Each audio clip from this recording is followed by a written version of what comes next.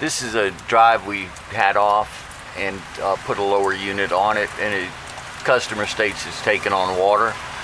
And so we inspected this U-joint bellows when we had it off and didn't see a hole in it. And there appears to not be a hole in it because there's no water in here. The grease would be milky if there'd been water in there, since the U-joints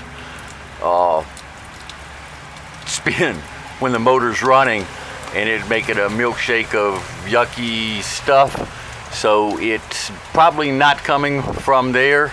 All of it seemed to be fine. Other place that water normally comes is the inner shift cable boot, and the inner shift cable boot seems to be good.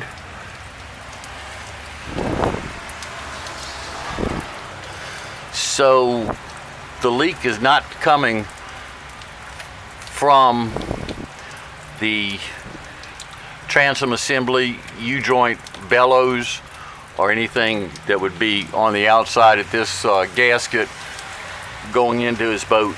And that's just all we were really concerned about, that it had nothing to do with an issue that we had. And just as a side note, this boat was never been in salt water, we were told, and those look like barnacles.